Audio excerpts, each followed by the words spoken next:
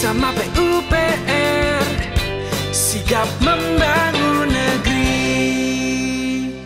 Halo sahabat PUPR, Assalamualaikum warahmatullahi wabarakatuh. Ketemu lagi di podcast Sigap Membangun Negeri, persembahan dari Kementerian Pekerjaan Umum dan Perumahan Rakyat bersama saya Cempaka Rosendi. Nah sahabat PUPR, kan sebentar lagi nih kita akan menjelang Hari Raya Idul Fitri. Dan di tahun 2021 ini adalah tahun kedua pemerintah melarang kita untuk mudik sesuai dengan surat edaran Kepala Satgas COVID-19 nomor 13 tahun 2021. Walaupun kita dilarang mudik, Kementerian PUPR nih tetap melaksanakan pemeliharaan infrastruktur jalan, baik itu jalan tol maupun juga jalan nasional. Jadi Kementerian PUPR tuh gak ada liburnya, tapi tetap Kementerian PUPR bekerja untuk memperbaiki juga memelihara dari jalan-jalan tersebut.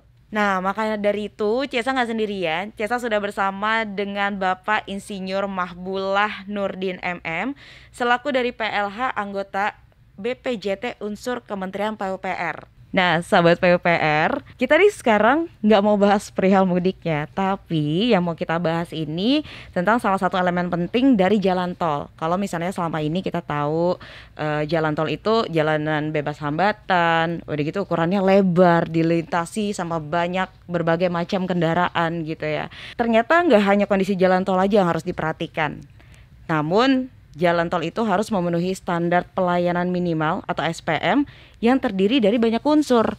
Nah, kan Cesa nggak tahu nih apa aja unsurnya. Makanya Cesa mengajak ngobrol Bapak Insinyur Mahbullah Nurdin selaku PLH anggota BPJT unsur Kementerian PUPR. Iya. Selamat pagi. Pagi Mbak Sesa. Semangat ya Pak ya. Harus semangat dan salam sehat semua untuk semua. Iya. Tadi kan Cesa sempat menyebut ada BPJT. Ya. BPJT itu sebenarnya apa sih Pak? Nah, Badan Pengatur Jalan Tol atau yang biasa disebut dengan BPJT adalah sebuah badan gitu ya yang berwenang untuk melaksanakan sebagian wewenang pemerintah dalam penyelenggaraan jalan tol gitu sebetulnya di Indonesia. Sebagian wewenang itu meliputi peraturan, pengaturan, pengusahaan dan juga pengawasan terhadap badan usaha jalan tol gitu. Jadi kita wewenang kita adalah mengawasi badan usaha jalan tol dalam rangka penyelenggaraan jalan tol. Ini sebetulnya dalam rangka memberikan manfaat gitu bagi masyarakat. Khususnya pengguna jalan tol gitu. Berarti ini untuk seluruh jalan tol yang ada di Indonesia. Betul sekali. Oh, betul. Dimanapun gitu Pak. Berarti nggak harus di Pulau Jawa ya? BPJT ini adalah sifatnya nasional gitu ya. Jadi dia mengawasi seluruh jalan tol yang ada di seluruh Indonesia.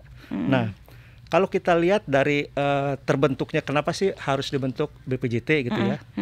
Karena BPJT ini sebetulnya amanat dari undang-undang. Jadi di Undang-Undang Nomor 38 Tahun 2004 itu disebutkan di situ. Juga diatur dalam PP 15 Tahun 2005 tentang jalan tol, bahwa keberadaan jalan tol itu harus diawasi dengan adanya sebuah regulator yang namanya BPJT. Yeah. Nah, sehingga pada tahun 2005 Peraturan Menteri Nomor 295 maka dibentuklah Badan Pengatur Jalan Tol atau BPJT gitu. Jadi BPJT ini baru berumur ya kurang lebih tahun ini tuh 16 tahun karena berdiri mulai 2005. Sedangkan jalan tolnya sendiri dibangun itu dari kalau jalan kapan, tol Pak? sebetulnya dibangun sejak 75-an gitu dan 78 mulai dibentuk Jasa Marga sebagai operator. Nah, jadi sebelum ada BPJT itu Jasa Marga itu bertindak sebagai operator sekaligus sebagai regulator. Nah, jadi dialah yang melaksanakan regulasi-regulasi atau pengaturan-pengaturan terkait jalan tol. Dulu Jasa Marga semuanya. Nah, setelah adanya BPJT ini 2005, maka fungsi dari regulator yang tadinya ada di Jasa Marga beralih kepada BPJT.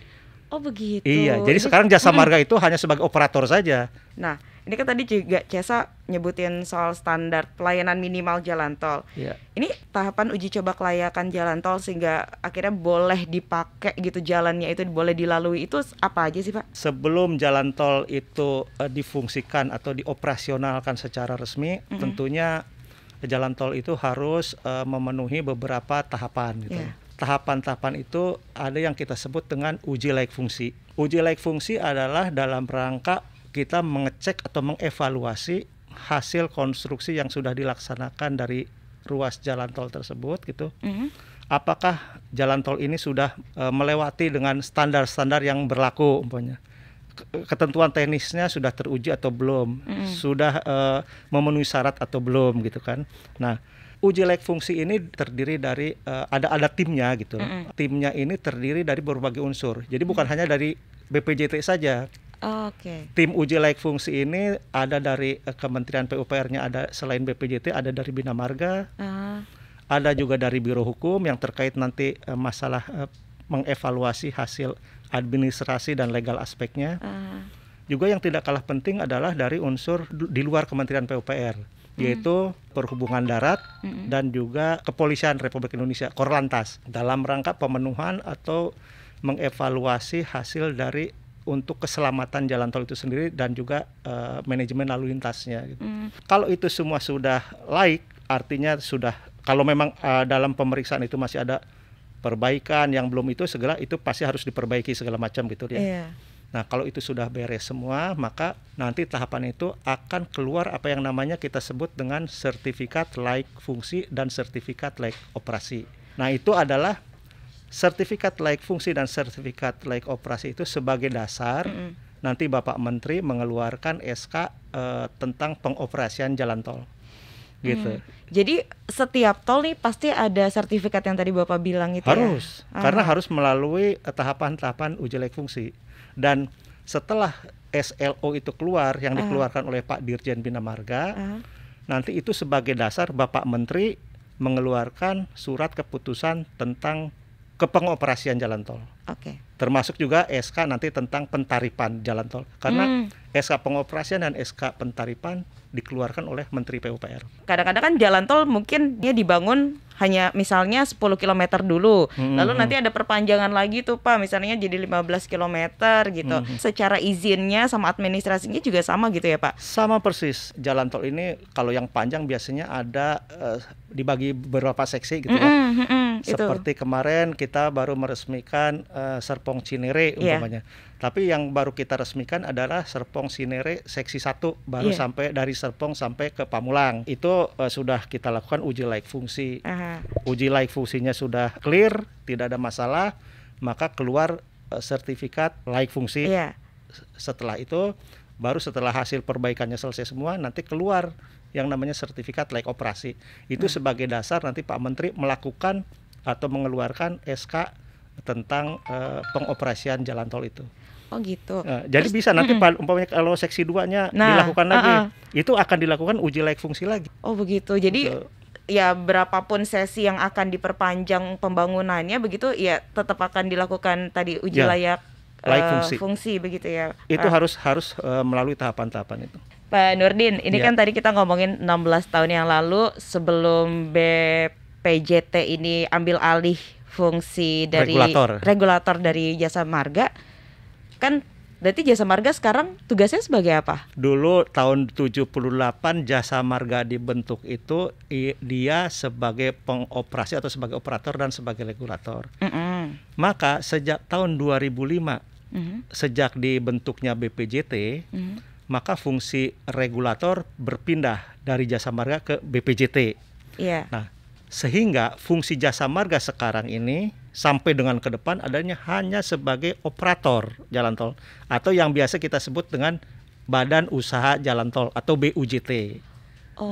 Dia fungsinya nanti sama dengan badan usaha jalan tol yang lain. Umpamanya dengan BSD tol, dengan Waskita Toll Road itu kan. Nah, itu sama dengan Astra Tol Road itu fungsinya sama hanya sebagai operator jalan tol. Oh, jadi kalau Kementerian PUPR ini masuknya BPJT, kalau kayak Jasa Marga, Waskita Toll Road itu masuknya BUJT. Iya. Nah, terus cara kolaborasinya gimana tuh Pak antara BUJT sama BPJT? Kalau kolaborasi sebetulnya memang melakukan pengukuran terkait dengan SPM yang ada di lapangan gitu. Nah, apa yang kita inginkan bahwa Badan Usaha Jalan Tol itu selalu melakukan pemeliharaan rutin. Itu yang dilakukan oleh mereka dalam rangka pemenuhan SPM itu sendiri gitu loh.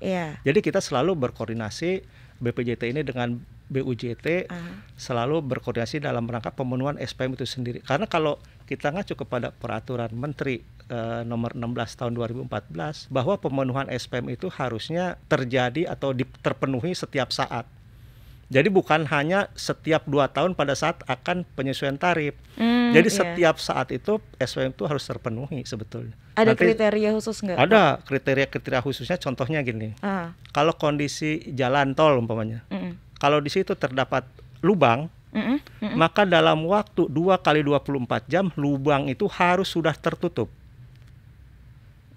Artinya sudah ditambal, sudah tertutup. Nah, kalau sampai lebih daripada 22 kali 24 jam itu belum tutup, berarti nanti badan usaha itu akan kena penalti. Salah satunya adalah dari hasil evaluasi selama 2 tahun, kalau SPM-nya tidak terpenuhi, maka penyesuaian tarifnya akan mengalami penundaan.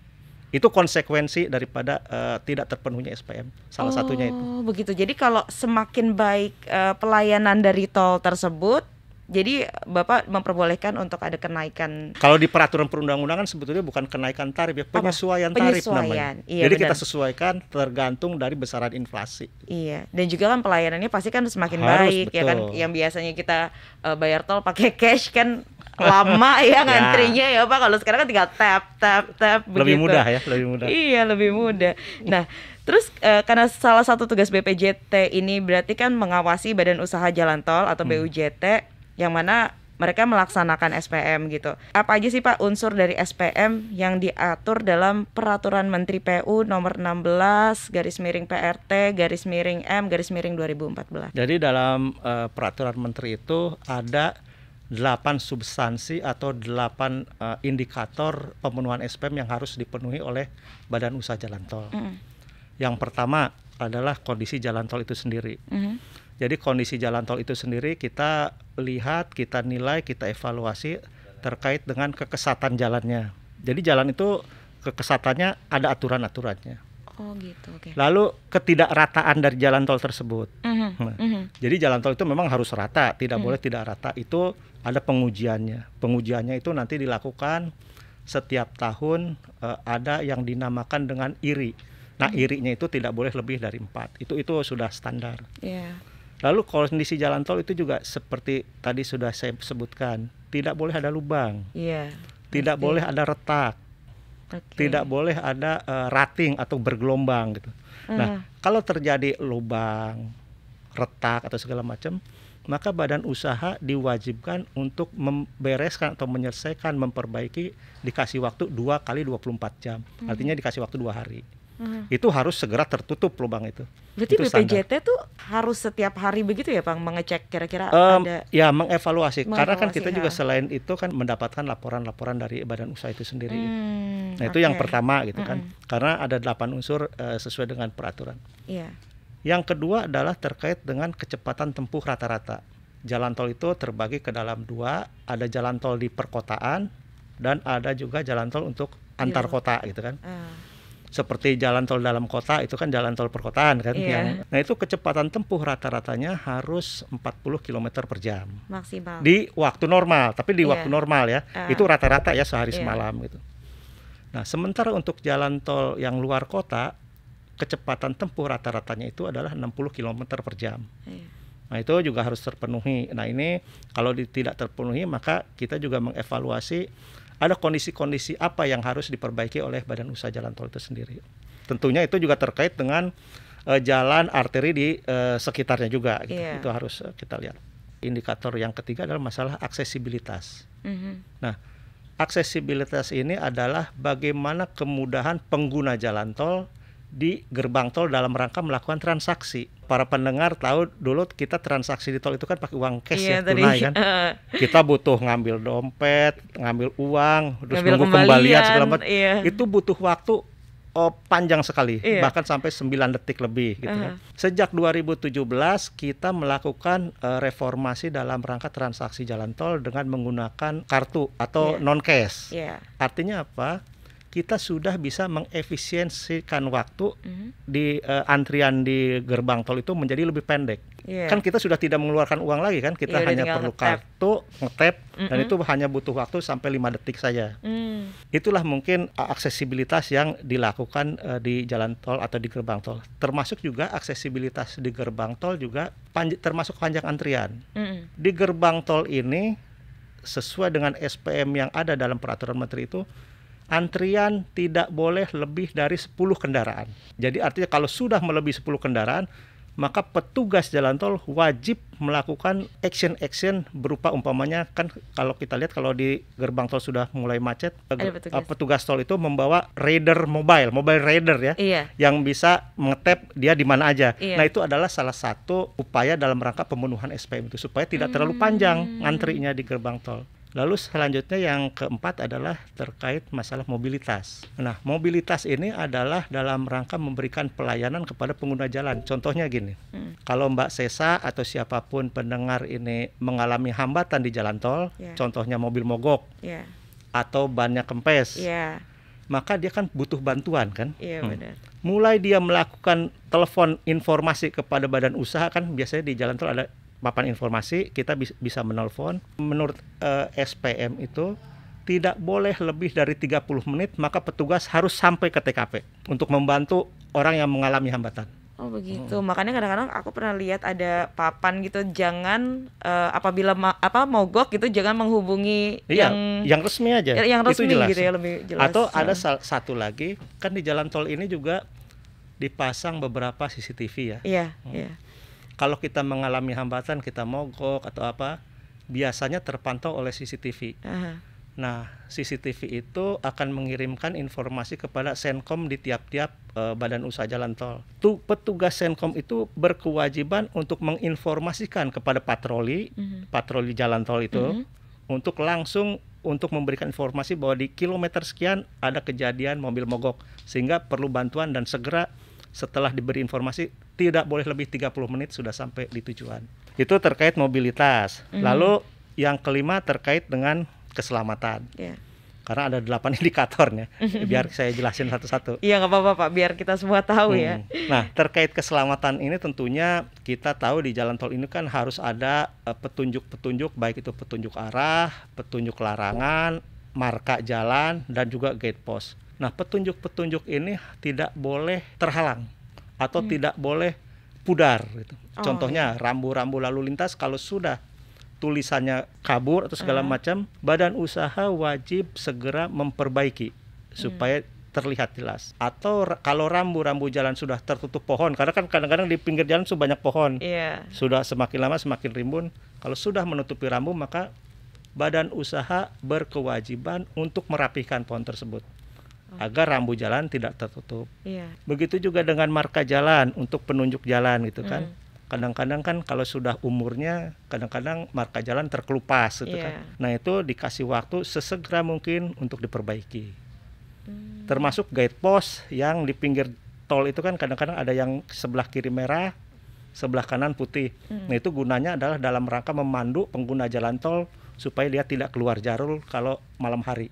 Itu kan kalau malam hari kan terang itu nyala. Nah itu tidak boleh kabur atau stikernya, spotlightnya copot, harus segera dipasang, diperbaiki. Itu ada waktunya nggak Pak? Kan kalau lubang kan 2 kali 24 jam. Kalau yang marka jalan ini? Kalau itu harus segera mungkin. Itu dikasih waktu seminggu harus sudah selesai. Yang keenam adalah unit pertolongan dan penyelamatan. Yang dimaksud unit pertolongan ini, setiap ruas jalan tol atau badan usaha itu wajib memiliki unit-unit pertolongan untuk memberikan pertolongan kalau ada masalah di jalan tol tersebut. Jadi badan usaha itu wajib punya ambulans, wajib termasuk dengan fasilitas di dalamnya, gitu kan. Badan usaha jalan tol juga wajib mempunyai mobil derek. Karena kalau ada tadi mobil mogok segala macam yang tidak bisa diperbaiki di lokasi, maka badan usaha wajib memberikan pelayanan menderek mobil tersebut gratis ke bengkel terdekat atau kepada gerbang tol terdekat. Berarti mending itu ya daripada kita telepon derek-derek nggak resmi kan mahal sekali itu ini Pak. Resmi nih.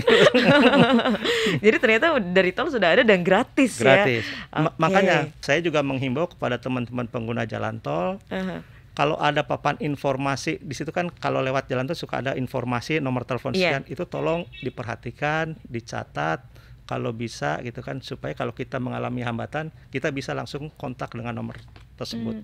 Jadi walaupun kelihatannya di jalan tol itu sepi, tidak ada petugas, tidak ada orang. Jadi kadang-kadang mungkin kalau kita ngalamin masalah nih kayak saya gitu ya Pak ya. Saya perempuan gitu, saya nggak tahu mau minta tolong sama siapa. Kadang-kadang saya telepon aja nggak resmi gitu kan. Padahal sebenarnya nih akhirnya saya mendapat pencerahan. Ternyata semua sudah disediakan di jalan tol gitu dan gratis. Nah, kesediaan itu sebetulnya pada saat uji layak fungsi itu sudah dicek. Sudah dimiliki atau belum. Karena sebelum dioperasikan itu kan kita cek segala macam. Ambulannya sudah ada belum? Dicek. Kelengkapannya gimana? Mobil derek sudah ada belum? Bagaimana ininya? Lalu dari Biro Hukum juga dalam rangka lihat administrasi dia juga ngecek. Apakah badan usaha ini sudah ada kerjasama dengan rumah sakit terdekat belum? Karena kalau terjadi kecelakaan kan dia harus ke rumah sakit yang sudah punya kerjasama. Ada lagi nggak Pak? Apalagi Pak? Ada, ini ada 2 lagi ya. Yang ini juga tidak kalah pentingnya sebetulnya. Yang nomor 7 itu masalah lingkungan. Kalau lingkungan ini kan sebetulnya standar lah. Jadi lingkungan ini di ROW jalan tol itu atau bagian jalan tol itu harus kelihatan bersih, tidak boleh ada sampah, termasuk di gerbang tol juga harus kelihatan rapi, asri, tidak boleh ada sampah, termasuk juga di wilayah-wilayah perkantoran badan usaha. Itu lingkungan itu ya supaya kita juga nyaman gitu pengguna jalan tol juga tidak melihat sesuatu yang kumuh gitu. Lalu yang terakhir yang tidak kalah pentingnya adalah masalah tempat istirahat dan pelayanan. Nah, ini juga sangat krusial karena tempat istirahat juga merupakan pelayanan daripada jalan tol itu sendiri. Tapi yang kita harapkan kualitas dari tempat istirahat juga atau rest area itu tidak boleh kalah dengan badan jalan tol yang utamanya karena on off remnya itu atau jalan keluar masuk tempat istirahat itu harus bagus. Tidak boleh ada lubang lagi. Fasilitas di dalam tempat istirahat juga harus memenuhi syarat. Contoh, toilet harus jelas bersih. Air harus ada. Dan yang paling penting tidak boleh berbayar. Toilet itu tidak boleh berbayar di rest area. Kalau ada yang minta bayaran itu oknum, bisa dilaporkan. Bisa dilaporin ya Pak ya. Termasuk parkir. Parkir pun harus gratis. BPJT ini benar-benar ngurus sampai rest areanya begitu ya. Aku pikir itu swasta Pak, bukan ya? Itu adalah bagian dari badan usaha memang betul. Tapi itu adalah merupakan bagian dari SPM. Baik. Karena kan tempat istirahat itu juga kan bagian dari jalan tol itu sendiri. Jadi tadinya aku pikir kayak jalan tol beda sendiri, tempat rest areanya beda sendiri, BUJT-nya gitu. Enggak ya Pak? Itu bagian dari BUJT, tapi tenan-tenannya itu bisnis to bisnisnya antara mereka dengan badan usaha. Kita tidak ngatur itunya, tetapi bagian dari SPM-nya tetap harus terpenuhi. Harus rapi, harus baik kondisi jalannya, toiletnya juga harus ada air dan tidak berbayar. Itu tetap harus dipenuhi. Rest area yang paling bagus aku pernah di Trans Jawa, yang itu 260 bagus sekali Yang 260 itu bisa dijadikan tempat wisata malah ya Pak, ya buat foto-foto gitu. Kalau ada keluarga senang banget mereka ke situ. Instagramable gitu. Iya, Instagramable benar-benar. Bapak kan mau bikin tuh seperti itu tuh Pak. Jadi banyak Pak, maksudnya nggak cuma di pabrik gula yang Trans Jawa aja, mungkin ada. Sebetulnya banyak rest area seperti itu. Kalau kita lihat Semarang Solo itu juga ada rest area yang bagus sekali. Semarang Solo pemandangannya juga indah. Di sana masjidnya juga bagus dan tertata rapi. Banyak juga. Jadi di sepanjang Trans Jawa ini sudah banyak area yang menampilkan ikonik wilayah sekitar. Nah, itu juga menjadi etalase kita sebetulnya. Ngomongin masalah tadi kan, kalau rest areanya bagus berarti itu mempengaruhi nggak sih Pak, kayak tarif tolnya gitu? Sebetulnya nggak ada hubungannya tarif tol dengan rest area. Kali aja kan karena itu bagus, pembangunannya lebih mahal gitu, terus nanti tarif tolnya jadi dinaikin. Bukan dari situ ya? Kalau tarif tol itu kan urusannya dengan nilai investasi yang ada dan juga kewajiban yang harus dipenuhi badan usaha sebetulnya. Kalau rest area itu bagus, malah akan bagus juga sebetulnya untuk menjadi daya tarik pengguna jalan tol untuk mampir. Nah, itu juga sebetulnya bisa meningkatkan perekonomian di wilayah sekitar, karena kita berharap juga rest area yang bagus itu juga harus mempresentasikan produk-produk lokal. UMKM di wilayah sekitar juga harus hidup gitu kan. Nah, itu juga bisa juga meningkatkan wisata di wilayah sekitarnya gitu. Terus kalau gitu apa aja Pak yang bisa mempengaruhi kenaikan tarif tol? Kita urut dulu dari awal. Jalan tol itu kan dibangun oleh uangnya swasta, bukan APBN ya, oleh uangnya badan usaha. Jadi mereka melakukan investasi di jalan tol yang sedemikian besar, lalu kita nilai investasi jalan tolnya itu berapa gitu. Untuk melakukan penetapan tarif awal, kita harus menghitung dari nilai investasi yang ada. Karena setiap ruas jalan tol pasti investasinya berbeda-beda. Iya benar. Ya kan? Makanya tarifnya juga Tarifnya juga kan? berbeda-beda. Makanya nilai investasinya berapa dengan masa konsesi sekian puluh tahun, maka nanti akan ketemu nanti.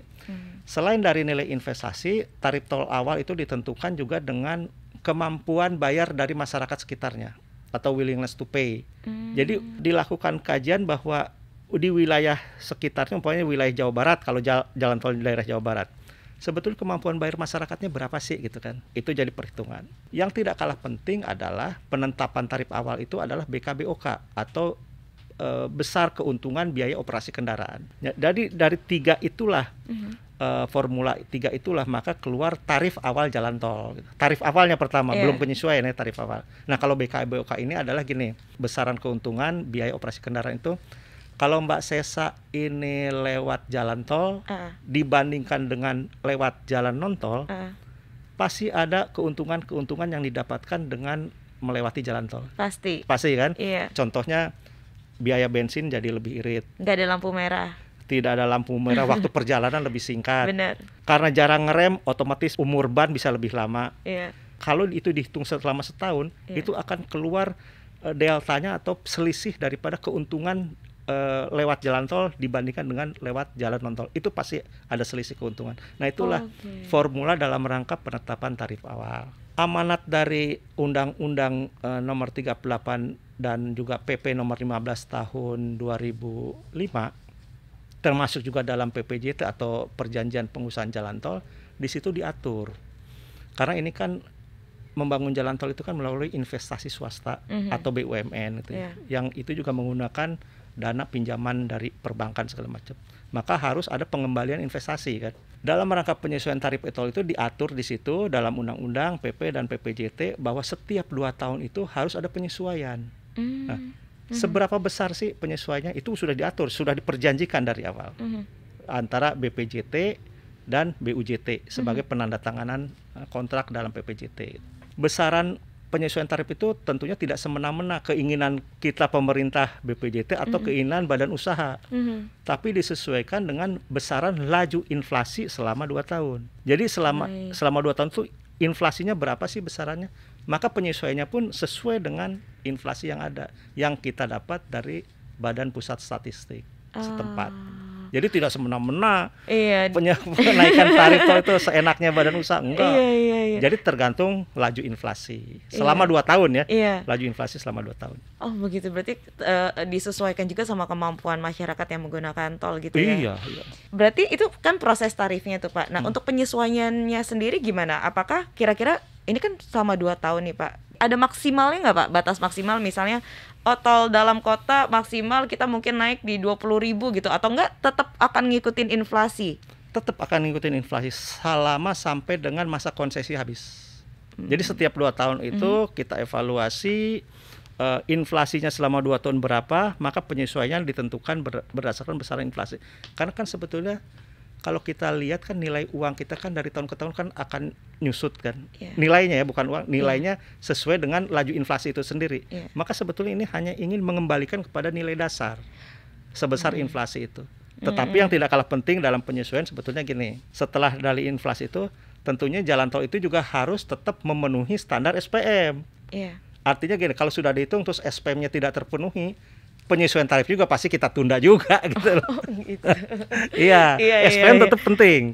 Kalau SPM tidak terpenuhi walaupun sudah 2 tahun, penyesuaian tarifnya kita tunda. Bisa ditunda dulu gitu ya, mau sampai 2 tahun atau 3 tahun, 4 tahun gitu. Itu banyak contoh. Kita pernah melakukan penundaan tarif hanya gara-gara lampu penerangan jalan yang kan kalau jalan tol dalam kota itu wajib ada lampu penerangan jalannya.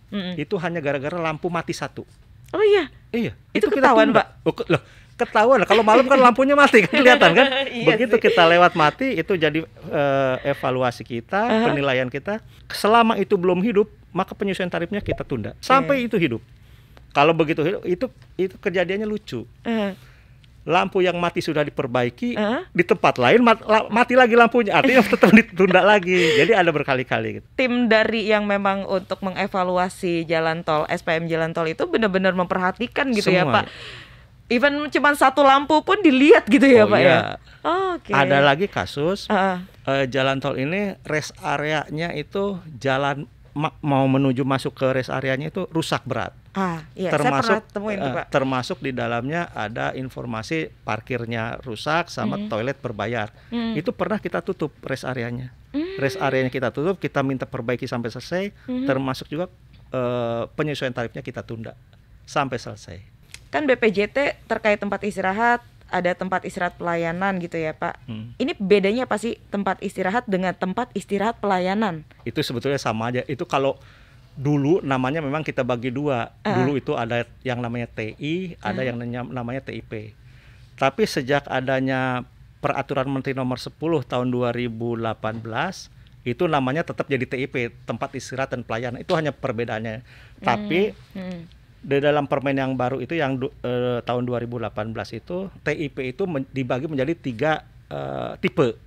Ada rest area atau TIP tipe A, tipe B dan tipe C. Nah, kalau yang tipe A ini kalau dulu namanya TIP.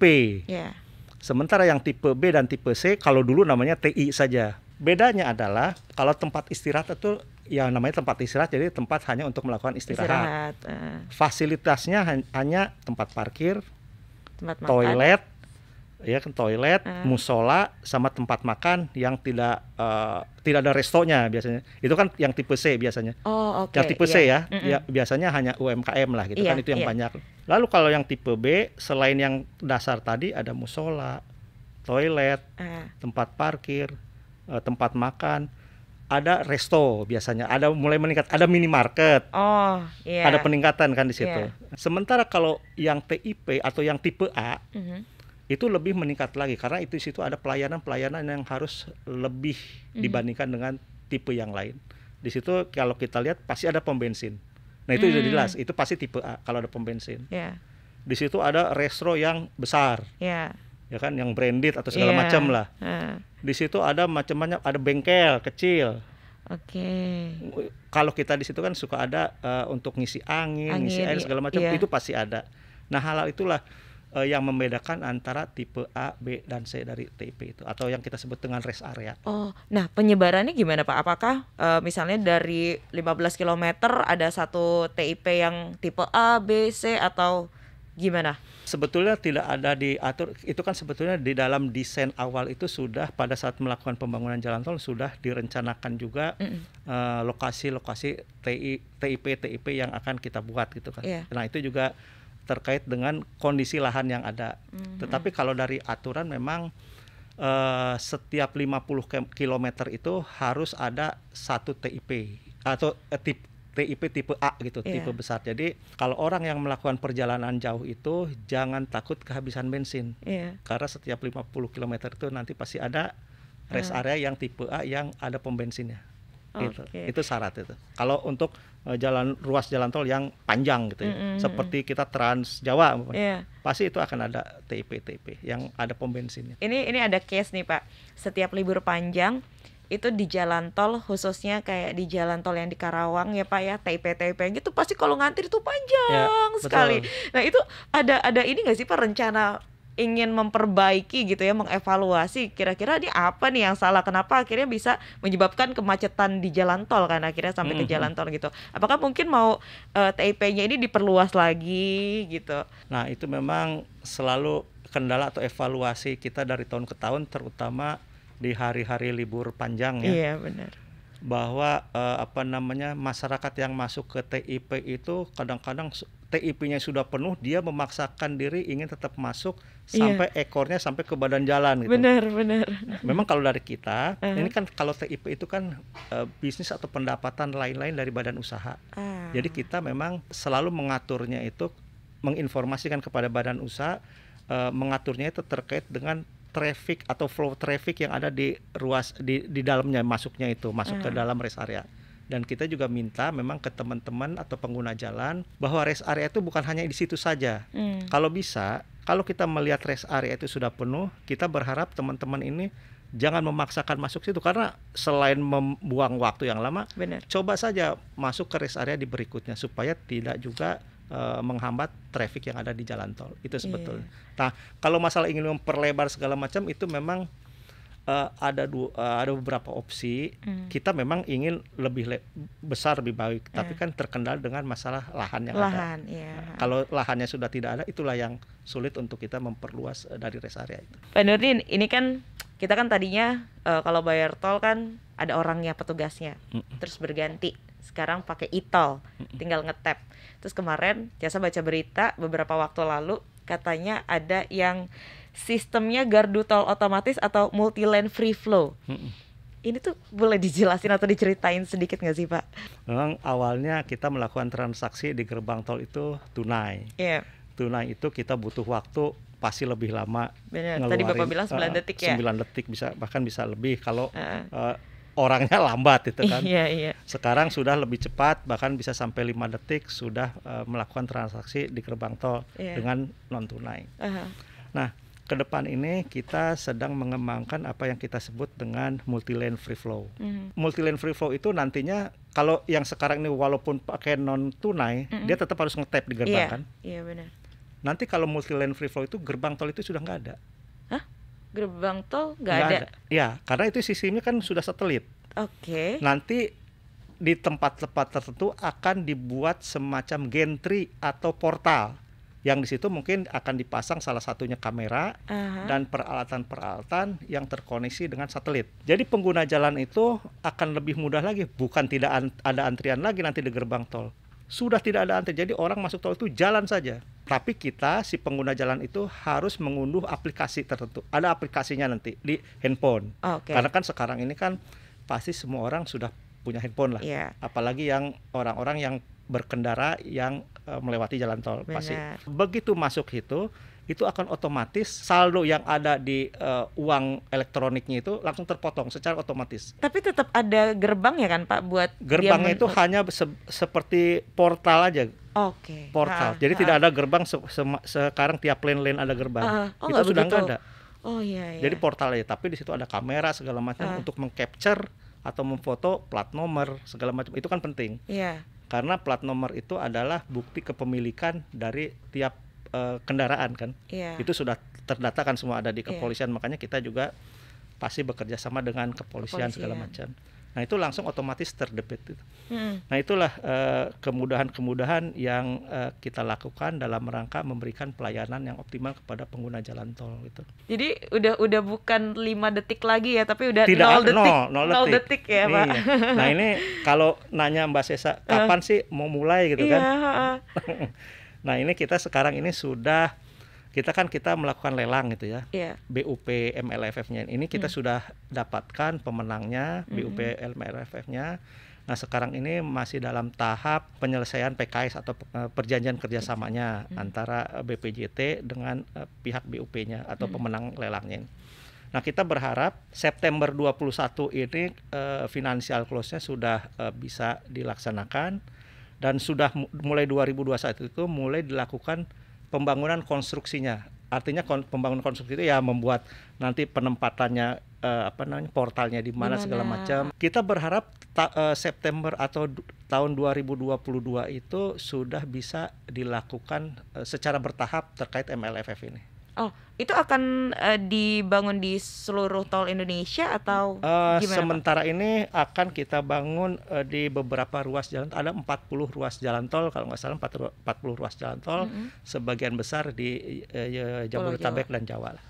Tapi nanti secara keseluruhan, secara nasional pada nantinya pasti akan ke seluruh ruas jalan tol yang ada di Indonesia. Ini ngomong-ngomong 0 detik Pak, sebenarnya dampaknya apa aja sih Pak? Seberapa besar gitu dampak dari si MLFF ini diterapkan di seluruh ruas tol di Indonesia? Dampak dan manfaatnya pasti sangat besar lah. Pertama, nggak ada antrian kan? Waktu perjalanan semakin lebih cepat. Ya kan? Otomatis penghematan bahan bakar, ban segala macam pasti lebih hemat. Tidak ada pengereman di situ kan di gerbang. Kan selama ini di gerbang tuh pasti ada pengereman. Kalau kita hitung-hitung pasti ada pengurangan dari keausan daripada ban segala macam.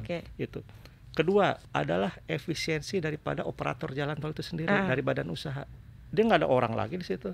Iya. Nggak ada bikin gerbang-gerbang Gerbang lagi, lagi. lebih efisien. Iya. Otomatis nanti mungkin pendapatannya akan lebih besar ke badan usaha itu. Nah itu banyak sekali keuntungan atau manfaat yang didapatkan oleh pengguna jalan. Pasti perjalanannya akan lebih cepat, waktu tempuhnya akan lebih cepat. Sudah tidak ada antrian, akan memperlancar traffic yang ada di jalan tol itu sendiri. Nah, pertanyaan masternya, berarti ada penyesuaian lagi nanti ya Pak ya? Kalau penyesuaian, MLFF? kalau MLF tidak ada penyesuaian untuk tarif tol. Tarif tol tetap. Karena kalau penyesuaian tarif tol itu sesuai dengan apa yang sudah disepakati dalam PPJT setiap 2 tahun itu. Baik. Jadi kita merasakan penambahan pelayanan dari tol, tapi tidak ada penyesuaian lagi. Enggak. Kecuali nanti mungkin ya. Penyesuaian hanya khusus MLF tidak ada. Oh, baik. Tapi penyesuaian untuk dalam rangka Iya. pengembalian investasi itu tetap karena sudah diperjanjikan dalam PPJT dan itu amanat undang-undang. Gitu. Baik.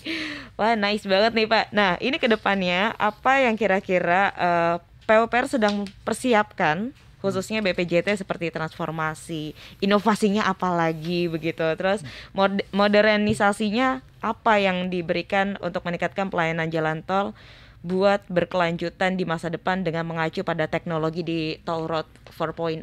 Ini memang banyak tugas-tugas kita ke depan kan ya, karena seperti kita ketahui jalan tol ini semakin tahun kan semakin banyak nih ruas yang sudah jadi, yang sudah dioperasikan.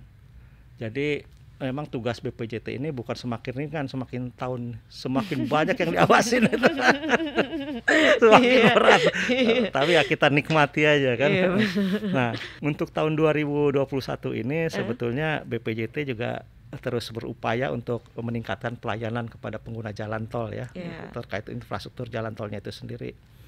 Ini adalah dalam rangka untuk mendukung konektivitas logistik sebetulnya dalam rangka pemulihan ekonomi nasional, terutama yang sekarang sedang terjadinya pandemi, pemulihan ekonomi itu sedikit mengalami penurunan. Kita juga terus meningkatkan dalam rangka upaya pemulihan ekonomi nasional, dalam rangka terus konektivitas antar sektor itu, antar wilayah untuk logistik terus kita siapkan. Tentunya dalam rangka penyelenggaraan jalan tol ini di seluruh Indonesia ini tentu harus diiringi dengan adanya inovasi-inovasi yang terus berkembang gitu ya, terus dikembangkan.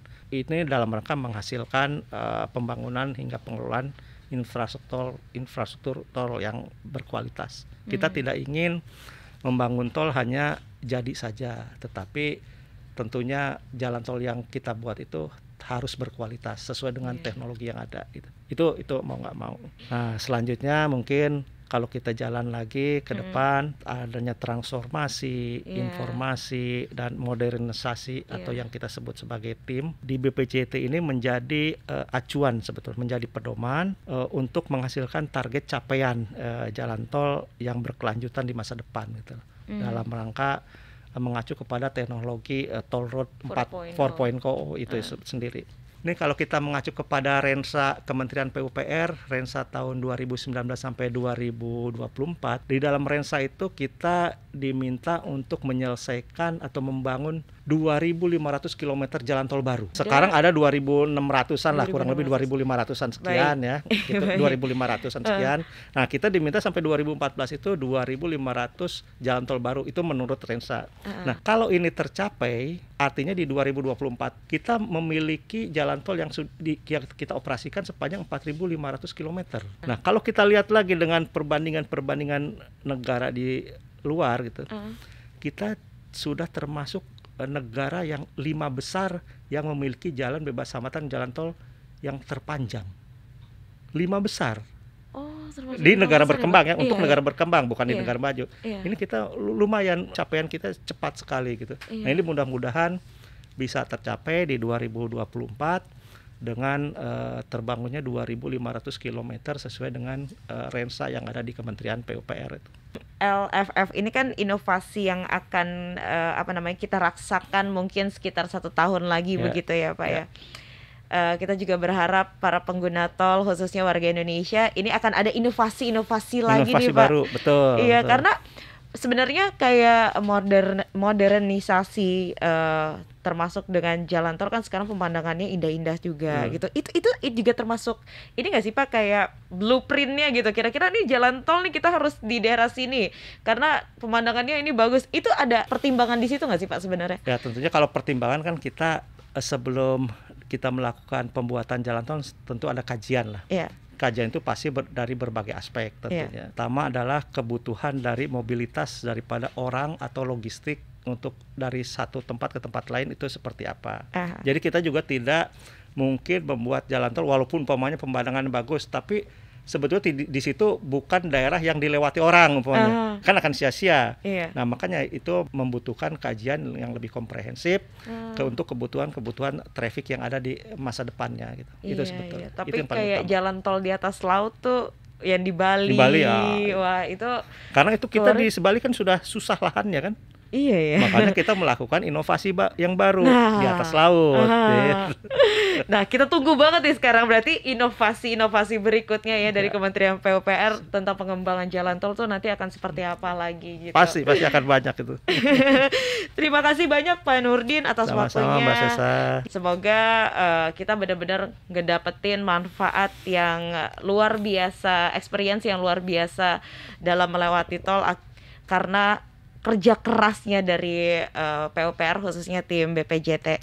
Nah sahabat PUPR, kalau sahabat PUPR mau tahu lebih banyak lagi nggak cuman mengenai tentang jalan tol aja, misalnya tentang pencapaian dan apa saja yang sudah dikembangkan infrastruktur oleh Kementerian PUPR, silakan langsung di-follow di Instagram di @kemenpupr, di Twitter kita di @kemenpu, juga di channel YouTube di Kemenpupr, Facebooknya juga di Kementerian Pekerjaan Umum dan Perumahan Rakyat RI, serta website kita di www.pu.go.id